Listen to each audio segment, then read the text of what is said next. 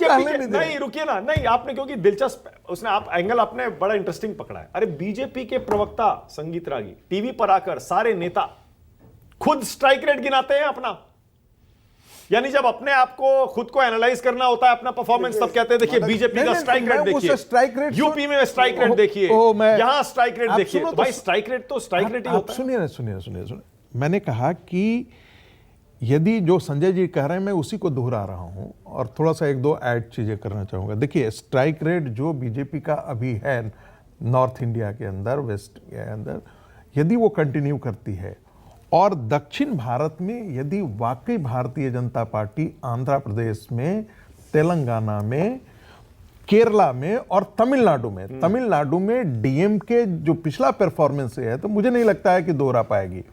तो क्या जयललिता की पार्टी का वोट बैंक शिफ्ट किया है या नहीं करता है भारतीय जनता पार्टी के तरफ, यह डिपेंड करता है इस बात पर। यदि वो शिफ्ट करता है तो मुझे लगता है 370 का आंकड़ा कोई बहुत मुश्किल भारतीय जनता पार्टी के नहीं होगा, नजदीक जा सकता है।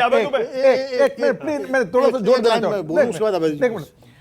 देखिए जब कांग्रेस पार्टी, एक अंग्रेजी में कहावत है डेविल कोटिंग द स्क्रिप्चर, तब कांग्रेस पार्टी नैतिकता की बात करती है। जो लालू जैसे शुद्ध भ्रष्टाचारी के साथ खड़ी हो जाए, जो इतने बाहुबली दबंग बाहुबली को लेकर के अपने आप को सम्मानित महसूस कराए, फिर अभय दुबे जी को यह बताने की आवश्यकता नहीं है कि कांग्रेस पार्टी कहाँ है।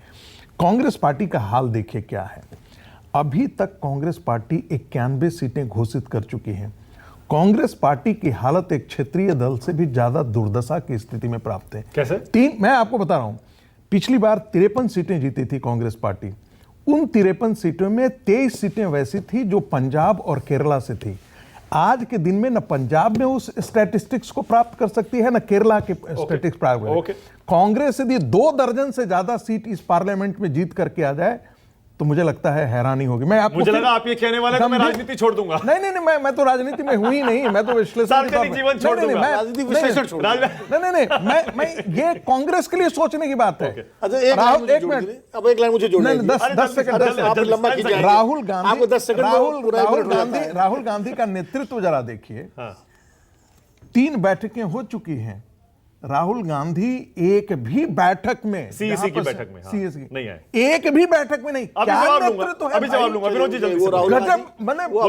कोई भी नेता तो सिचुएशन को लीड करने वाला राहुल गांधी पे हम लोग बहुत नेता भागने वाला थोड़े होता है। आज के विषय पे बात करें, राहुल गांधी पर बहुत आप बोल चुके हैं, हम सब बोलते रहते हैं। राहुल गांधी को लेकर अभय दुबे स्थिति साफ कर देंगे।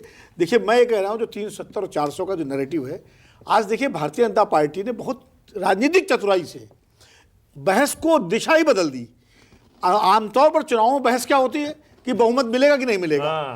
अब बहुमत की बात नहीं हो रही, बात हो रही 370 आएंगी कि 340 आएंगी, 400 आएंगी या 350 आएंगी। यानी बहुमत पर एक नैरेटिव ये बन गया कि बहुमत पर कोई संदेह ही नहीं है। तो ये भारतीय जनता पार्टी की रणनीतिक और राजनीतिक चतुराई है, ये समझिए। सीटें कितनी आती है वो संजय जी ने बता दिया स्ट्राइक रेट के हिसाब से। तो मुझे लगता है कांग्रेस को इसका मुकाबला करने के लिए और इसीलिए हम लोग जब डिबेट में, मैं तो अक्सर कोशिश ये करता हूं कि राज्य के बाद दूसरा राज्य, तीसरा, चौथा, पांचवा सब जगह जाकर स्पेसिफिकली विश्लेषण करने की कोशिश की जाए, कहां सीटें बढ़ सकती हैं, कहां कम। अभय दुबे भी कह सकते हैं